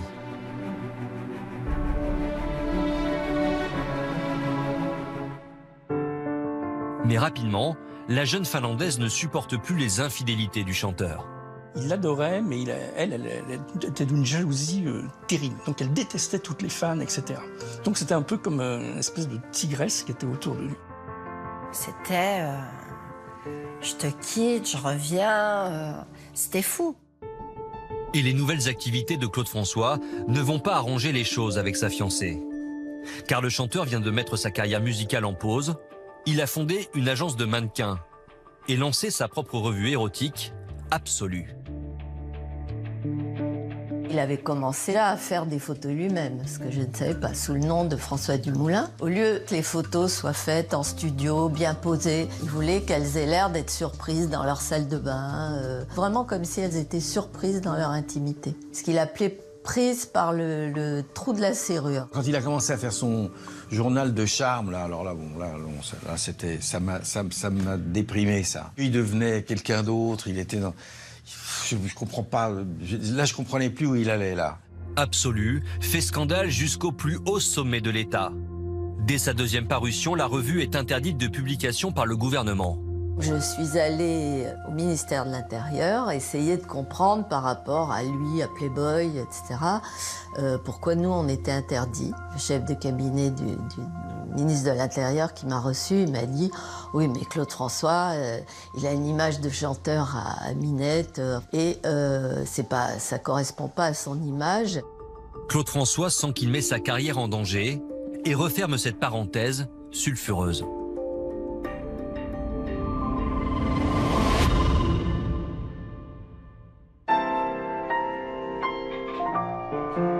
En cette fin d'année 1974, Claude François fait alors son grand retour avec un duo qui va redorer son image. Allô? Écoute, maman est près de toi. Il faut lui dire, maman, c'est quelqu'un pour toi. Ah, c'est le monsieur de la dernière fois? Bon, je vais la chercher, mais je crois qu'elle est dans son bain. Et je sais pas si elle va pouvoir venir. Plus qu'un morceau, c'est une scène de vie qui permet à la star de toucher un public familial. Oui, le téléphone ne pleure, non, ne raccroche pas. Je suis si près de toi, avec la voix. Le téléphone pleure évoque un phénomène de société qui touche de plus en plus de foyers dans cette France des années 70, le divorce. Dis-lui toute ma peine, combien toutes les deux, moi je vous aime. Vous aime, mais je t'ai jamais vu moi. Mais qu'est-ce que t'as? Pourquoi Elle reste très moderne, surtout à notre époque où il y a beaucoup de familles recomposées et beaucoup de divorces. Dans ce qui est dit, c'est éternel, quoi. Pour l'accompagner, Claude François a choisi la voix de la petite Frédérique Barkoff, la fille d'une de ses proches collaboratrices. On m'a fait passer des essais, comme les autres enfants avant moi. Et puis ça a collé, voilà, il fallait... j'avais l'âge, et voilà, c'est comme ça que c'est parti. Dis, tu lui as fait quelque chose à ma maman. Elle me fait toujours des grands signes et elle me dit toujours tout bas, réponds que je suis pas là. La voix colle parfaitement et cette chanson fera l'émotion de toutes les mamans de France. Oh oui, j'adore me baigner. Maintenant, je sais nager. Mais dis donc, comment tu connais l'hôtel Beau Rivage? Tu as été, toi, Sainte-Maxime? Je comprenais ce que je chantais, mais il y avait des choses, par exemple, l'hôtel Beau Rivage, je ne savais pas ce que c'était. J'avais jamais été de ma vie. Et d'ailleurs, je disais Beau Rivage. Je me suis rendu compte des années plus tard que Beau Rivage, non, Beau Rivage. Qui me retiendra?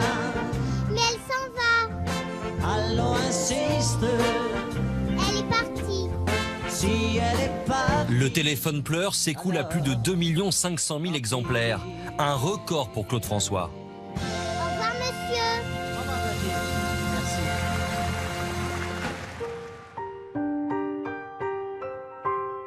À l'époque, lui-même vit loin de son fils depuis sa séparation avec Isabelle Forêt.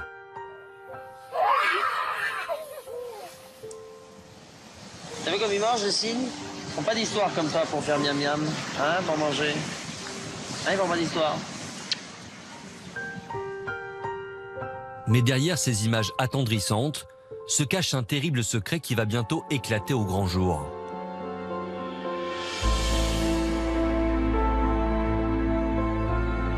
Le 24 juillet 1975, le journal François révèle l'existence de Marc, l'enfant caché de Claude François. En une du quotidien, la France découvre le visage du jeune garçon de 5 ans, copie conforme de son grand frère, Claude Junior. Claude François se décide à révéler l'existence de son deuxième fils, Marc François, tout simplement parce qu'il a eu des échos de la rédaction de Salut les copains qui enquête sur Claude François pour sortir un scoop et annoncer avant tout le monde tout simplement l'existence de son second fils.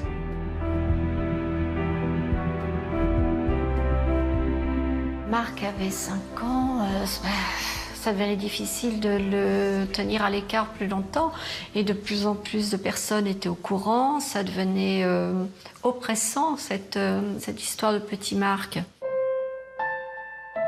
En cachant Marc, Claude François avait un objectif, préserver son image de séducteur auprès du public féminin. Il avait peur que sa carrière s'arrête, tout simplement. Il avait peur de passer pour quelqu'un de rangé, quoi. S'il parlait de sa vie, il perdait obligatoirement toutes les petites minettes qui étaient la langue comme ça en le voyant. Et c'est là que Paul Lederman a dit à Claude, c'est mignon, voilà, ça va, mais il voulait surtout pas que Claude ait l'image d'un père de famille. Même si c'est une idée de Lederman ou d'un conseil autour de lui, il n'y a pas un homme, pas un père qui peut prendre cette décision que sur les conseils d'un autre. C'est vraiment une décision à prendre dans son fort intérieur, en pesant le pour et le contre. Et c'est fou de voir à quel point une angoisse, cette angoisse que tout s'arrête, peut l'aveugler. Depuis son plus jeune âge, l'aîné, Claude Junior, pose avec son père dans les magazines. Sur ces images exclusives, filmées par des fans de Claude François, on le découvre parfaitement à l'aise devant l'objectif. Mais contrairement à son frère aîné, Marc n'apparaît jamais en public. Claude François a mis en place une stratégie pour dissimuler son existence.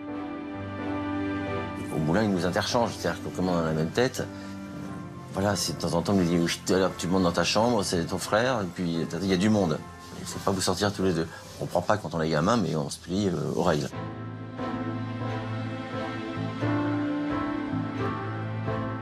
Moi, j'allais au moulin, je voyais Marc à la fenêtre. Bon, on savait, on n'en parlait pas. Toujours, on avait un certain respect vis-à-vis de Claude, On ne lui posait pas de questions. Marc, je pense quand même, a pas forcément bien vécu le fait d'être caché, parce qu'il était suffisamment grand, il pouvait voir qu'on parlait de son frère, et jamais de lui. Claude François prend conscience que cette fois-ci, il est allé trop loin. Je pense qu'en fait, ça l'a soulagé après. Parce qu'il était, pour le coup, il était libéré de ça. Mais c'en est probablement, enfin, voulu, mais j'espère, parce qu'il y avait... On ne pouvait que s'en vouloir. En guise d'excuse, il présente officiellement ses 2 têtes blondes sur un plateau de télévision. C'est une grande première. On va d'ailleurs les applaudir car ils sont terrorisés, ils ont peur de trac. Monsieur Marc et monsieur Claude, fils de Claude François. Voilà. Vous êtes sur un plateau, vous avez votre père, des caméras, c'est la demande de papa, c'est du temps qu'on passe avec lui. D'abord, il ne traverse même pas l'idée à l'esprit qu'on puisse lui dire non. On obéit. Ils vont te faire un petit mouvement à 4 mains. S'il y a une fausse note à gauche ou à droite, ce sera pas grave. Mais normalement, ils s'en sortent bien. Hein, alors, 1, 2, 1, 2, 3, 4.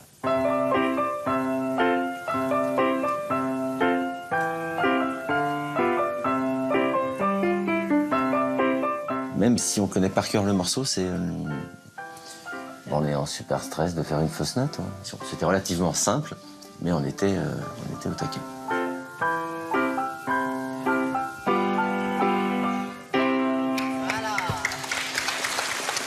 Il était très ému, Claude, quand il a vu ces petites mains comme ça sur le grand clavier.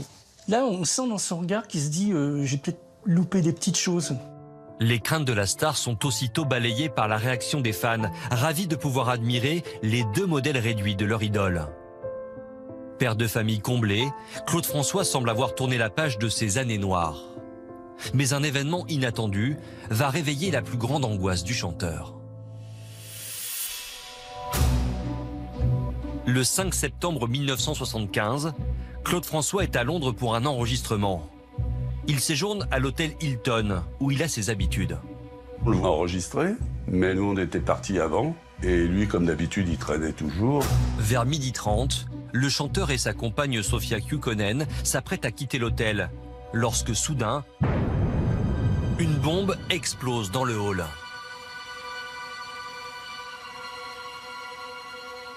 Il sortait de l'ascenseur, et en face de lui, il y avait une femme qui était une grande femme, qui était devant lui, quoi. Elle a pris le souffle, elle a eu sa tête enlevée. Il dit, si j'avais été moi, c'est moi qui chopais le truc. Quelques minutes plus tard, le couple miraculé témoigne au micro des journalistes anglais. Nous sommes sortis de l'ascenseur et 1 minute après, c'est arrivé. J'ai appelé mon fiancé, je ne voulais pas rester à l'intérieur parce que ça explosait sans arrêt. Donc je suis sortie par la porte arrière.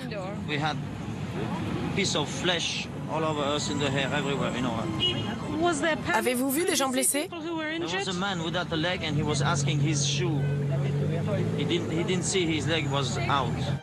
Claude François manque de perdre la vie à cause d'une simple coïncidence. L'attaque n'a rien à voir avec lui. Il s'agit en fait d'un attentat de l'IRA, l'armée républicaine irlandaise. Claude échappe à la mort. Voilà, gros titre, grosse une. C'était vrai. L'explosion a touché ses tympans et pendant très longtemps, il en a souffert. Et puis, ça a été un choc psychologique qu'il a fallu surmonter. Être passé si près de la mort bouleverse le chanteur. Ça a certainement dû augmenter son angoisse. D'ailleurs, sur sa table de chevet, il avait une petite fiole remplie d'eau de Lourdes. Il n'en buvait pas, mais il la regardait et il disait « ça me donne de la force ». Cette angoisse, il essayait de la calmer de plein de façons. La mort, une peur qui habite le chanteur depuis toujours. Je suis anxieux, oui, c'est vrai. Mais ça tient à quoi, ça? C'est parce que vous avez peur de la mort? Oui, c'est vrai, j'ai peur de la mort. Mais je le dis, ça fait toujours rire quand je dis ça, mais en fait, c'est presque tragique. J'ai peur du néant, j'ai peur de l'infini, c'est ça qui me... Pour surmonter son angoisse, ce grand sportif veille maladivement à sa santé et fait tout pour se maintenir en forme.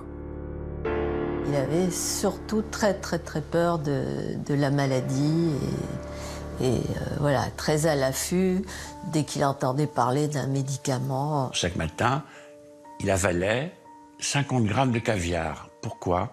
Parce que dans le caviar, il y a des cellules fraîches. Il n'en mange pas parce qu'il aime ça, il en mange simplement parce qu'il veut rester jeune. À 36 ans, Claude François vit dans le culte de la jeunesse. Il est nostalgique de ses propres débuts dans la chanson. 15 ans après son succès, il fait danser les Français tout l'été 1976 sur son nouveau tube. Cette année-là, je chantais pour la première fois. Le public ne me connaissait pas. Oh, quelle année, cette année-là. Cette année-là, le rock'n'roll venait d'ouvrir ses ailes. Et dans mon coin, je chantais belle, belle, belle. Et le public aimait ça. Claude François semble traverser les années et les épreuves sans jamais perdre les faveurs du public. Mais le revers de ce succès, c'est une vie personnelle des plus chaotiques. Et pour toujours le public, cette année-là, dans le ciel passait une musique, un oiseau qu'on appelait Spoutnik. Oh, quelle année, cette année-là.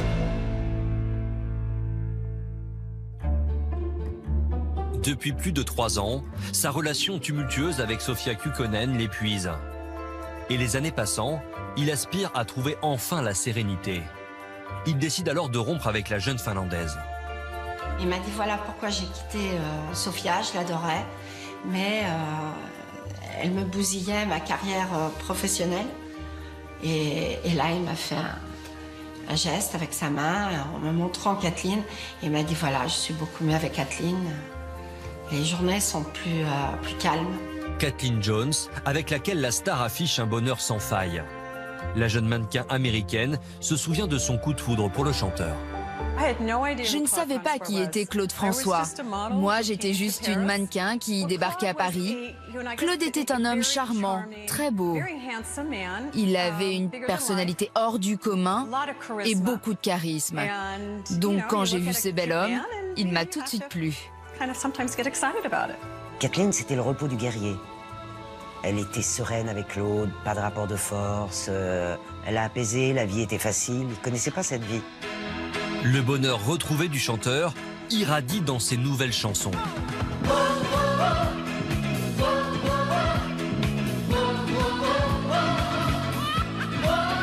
Quand tu souris, je m'envole au paradis, je vais à Rio de Janeiro. Je prends ta main et nos cœurs font plus de bruit que toutes les cymbales du carnaval. Ça a été vraiment un gros succès. Puis en plus ça, c'était très coloré, ça permettait aux filles d'évoluer aussi. Il y avait ça, c'était très festif aussi pour la scène. Et je suis riche de rêves comme le sont les gens pauvres de là-bas. Nous sommes en 1977 et avec Je vais à Rio, Claude François fait découvrir au public français sa toute dernière révolution musicale. Ça s'appelle le disco. La basse, pendant ce temps, fait ça. Oh. Les tumbas font ça. Voilà. Les guitares font ça. Les pianos et autres claviers font ça. Voilà. Prends ma main, car je suis étranger ici, perdu dans le pays bleu, étranger au paradis. Ce disco, Claude François l'a découvert au cœur de l'été 1977, lors d'une soirée en discothèque en Sardaigne. Il va voir le DJ de la discothèque en Sardaigne et il dit c'est quoi cette musique? Il dit ça c'est du disco. Est-ce que vous pouvez me faire une petite cassette des chansons que vous passez ce soir?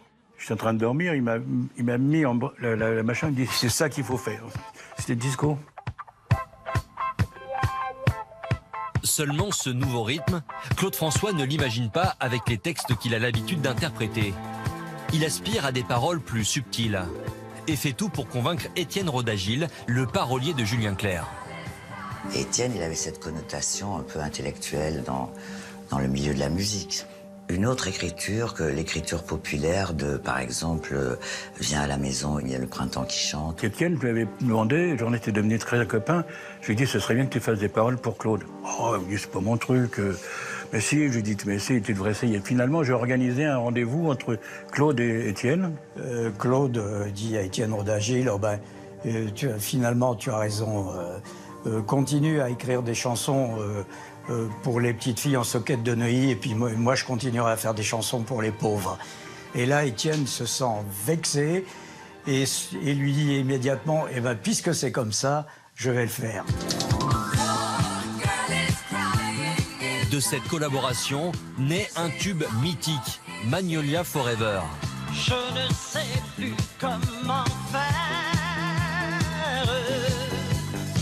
Dites-lui que je suis comme elle, que j'aime toujours les chansons qui parlent d'amour et d'hirondelles, de chagrin, de vent et de frissons. Rodagil lui apportait une caution intellectuelle qu'il n'avait pas et qui lui permet de parfaire son personnage. Finalement, c'est la seule chose qui lui manquait, c'était la reconnaissance des intellectuels. Tu lui ressembles quand elle tremble, et dans ta voix, j'entends parfois un peu sa voix. Les Magnolias, c'était l'arbre préféré de Claude. C'était très sensuel, cette chanson. Puis très distancié, dites-lui que je pense à elle, quand on me parle de Magnolia, etc. Donc là, c'était gagnant. C'était un gros succès. Dites-lui que je pense à elle, quand on me parle de Magnolia, quand j'entends ces musiques nouvelles, qui résonnent comme des bruits de combat. Magnolia Forever résonne sur toutes les radios de France et se vend à plus de 700 000 exemplaires. Pour surfer sur ce succès, Claude François enregistre une deuxième chanson écrite par son nouveau parolier, Alexandrie Alexandra, dont la sortie est prévue quelques mois plus tard.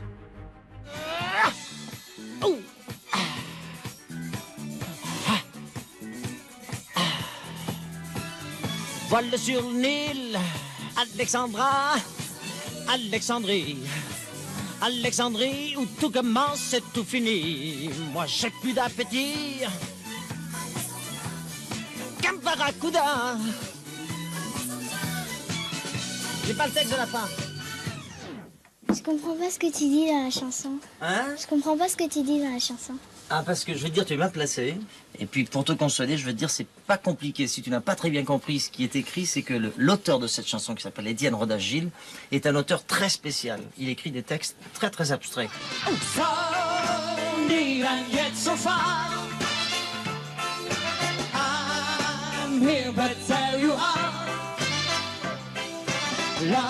Grâce au disco, Claude François a l'espoir de dépasser les frontières de l'Hexagone. Il projette de s'installer en Californie avec sa compagne américaine.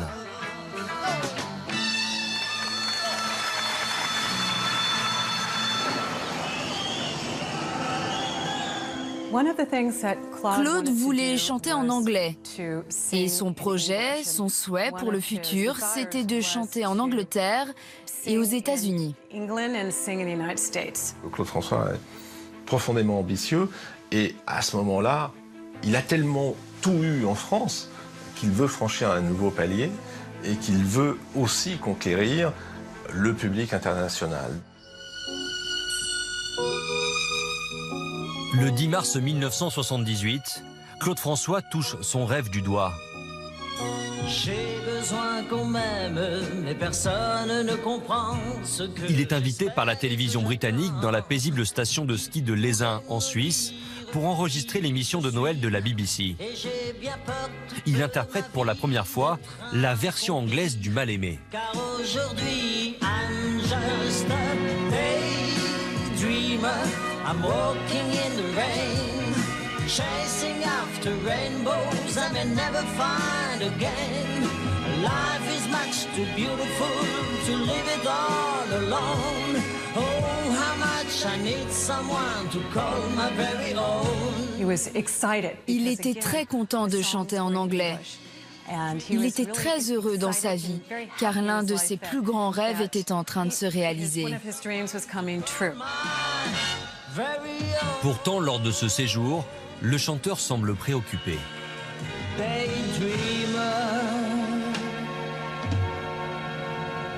Moi, je l'ai trouvé anxieux, ténébreux.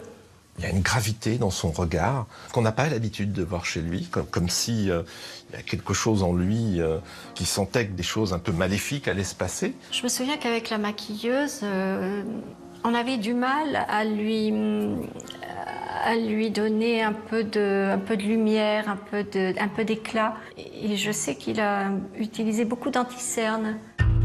Ce jour-là, entre deux prises, Claude François se confie même à une journaliste locale et évoque son angoisse de la mort. Non, mais c'est pas le vieillissement qui me gêne, c'est la mort qui me gêne, c'est la disparition, c'est la fin.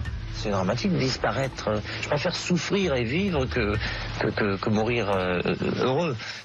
Il y a quelque chose d'assez symbolique, comme s'il y avait une espèce de pressentiment d'un homme qui va vers son destin. Claude François ignore alors qu'il ne lui reste plus que quelques heures à vivre.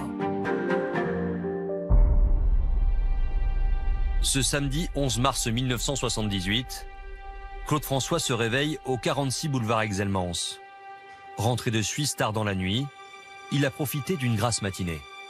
Il est 13h30, il vient de se réveiller, il est sur sa terrasse jusqu'à 14h, prend le soleil.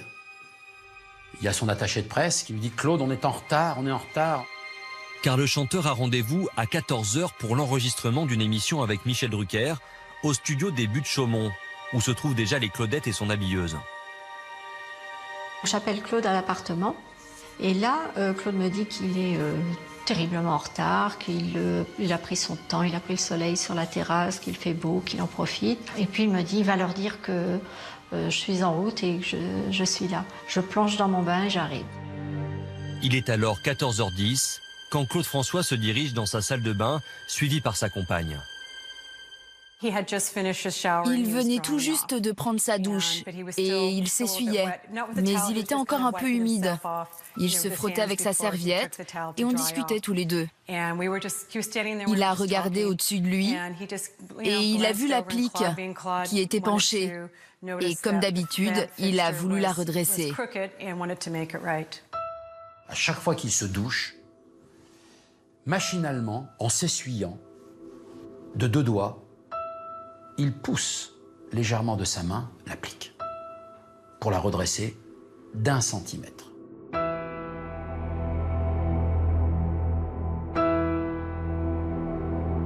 Le problème, c'est qu'il l'a tellement souvent redressé qu'à l'arrière de l'applique, les fils se sont dénudés, les fils se touchent. Quand Claude a touché l'applique avec son doigt, en fait, il a reçu un choc électrique. Mouillé au milieu d'une baignoire en porcelaine, il s'est électrocuté.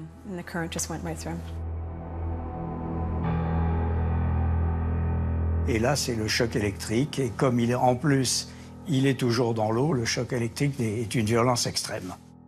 La compagne du chanteur se précipite alors à son secours. Il tenait l'applique dans sa main. Elle était toujours accrochée au mur. Je l'ai arrachée avec une telle force qu'il avait toujours l'applique dans la main. Et je l'ai tirée jusque dans la chambre. J'ai réalisé bien plus tard que moi aussi j'aurais pu être électrocutée. Ce qui m'a sauvée, ce sont mes sabots en bois que je portais toujours à l'appartement. La jeune femme alerte immédiatement les pompiers. Lorsqu'il arrive sur place, le major Jacquinot trouve un corps inanimé. Il ignore alors qu'il s'agit de Claude François.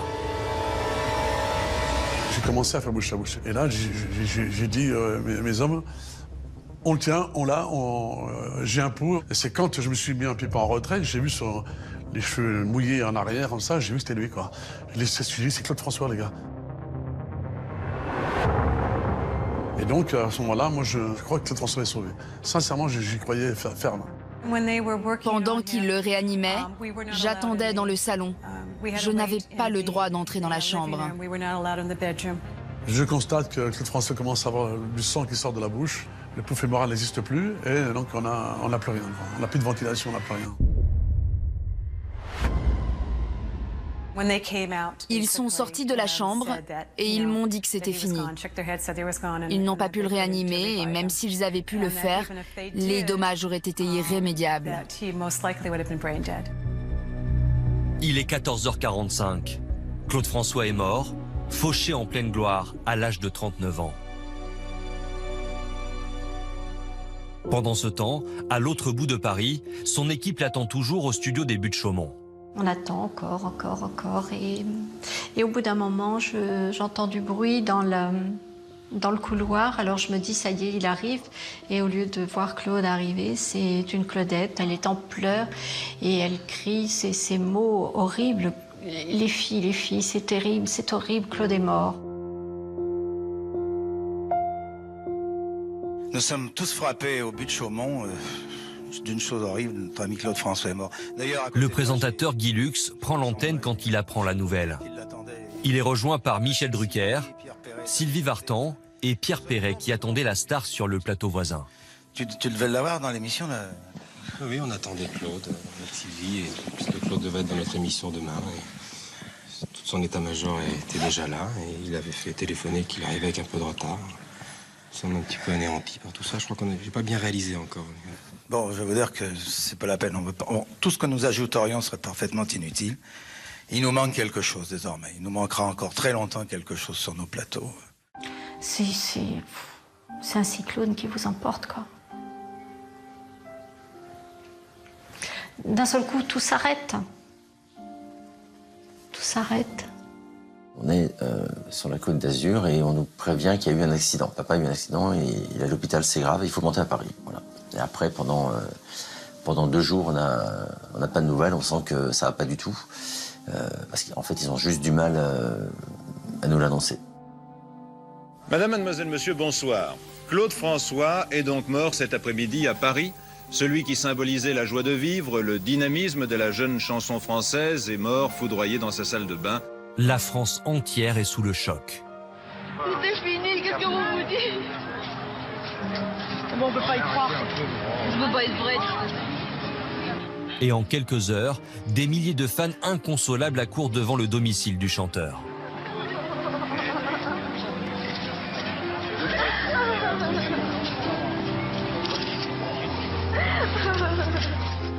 C'est une espèce de réaction d'hystérie collective. Et on voit à quel point cet homme était rentré dans la vie des gens. C'est comme si un membre de leur famille avait disparu. Vous avez entendu, il y a 2 jeunes filles qui se sont jetées dans la Seine hier. Est-ce que vous comprenez ce geste-là? Oui, sur le coup, je le comprends très bien. Je suis bien triste, oui, parce que je l'aimais beaucoup, madame. Si je peux assister au départ du convoi, j'y assisterai, vous savez.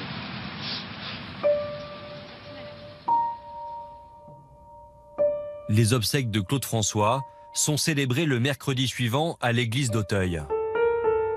Ses proches, des personnalités publiques, mais aussi des milliers de fans éplorés, sont venus rendre un dernier hommage au chanteur. Vous allez accompagner cet avion de mort, je vous en supplie. Laissez-nous rentrer. C'était en larmes, il y en avait une qui s'est évanouie, enfin ça a été terrible.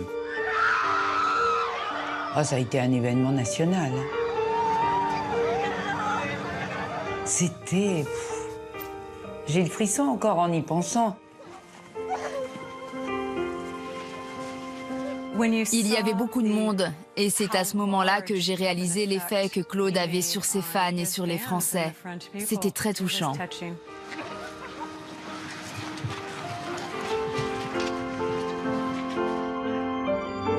Hasard du calendrier, ce jour-là, le chanteur avait prévu la sortie en 45 tours de son titre Alexandrie Alexandra dans les bacs. Dans ces circonstances tragiques, toutes les radios passent le titre en boucle.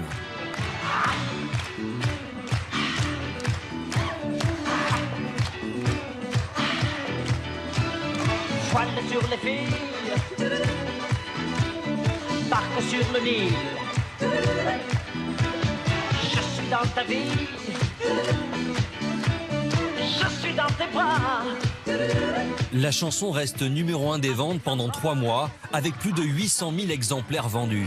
Alexandrie où l'amour danse avec la nuit, j'ai plus d'appétit qu'un barracuda. Je pense qu'il était à son apogée. Ce qui est... finalement, c'est assez extraordinaire. Il meurt avec le disque... je dirais c'est le disque phare. Les sirènes du port d'Alexandrie chantent encore la même mélodie. Oh, oh, la lumière du phare d'Alexandrie fait naufrager les papillons de la jeunesse. Depuis son décès, le 11 mars 1978, le succès de Claude François ne se dément pas. La star a vendu plus de 32 millions de disques à titre posthume, grâce à un répertoire qui traverse les générations.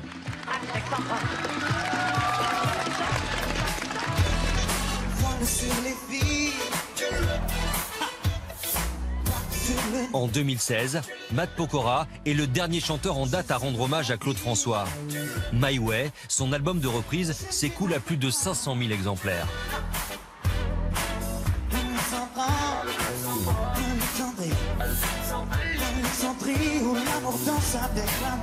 Je me sens héritier un peu de cette trace qu'il a laissée. Et c'est pour ça que j'ai voulu faire cet album, pour rendre hommage à sa carrière, son œuvre et tout ce qu'il a apporté finalement.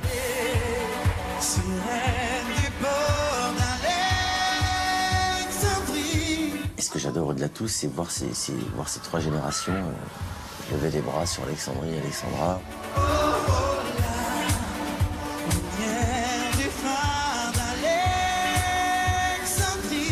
J'espère que là-haut il est fier, mais si ça s'est aussi bien passé, je pense que c'est que là-haut il a donné une bénédiction. 40 ans après sa mort, celui qui craignait l'oubli a réussi son pari. Il est à jamais un chanteur populaire.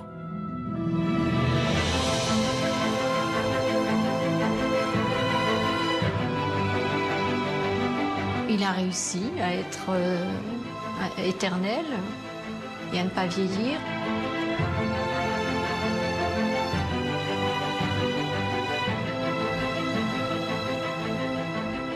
Je pense que c'est ça, être éternel. C'est quand les gens se souviennent de vous.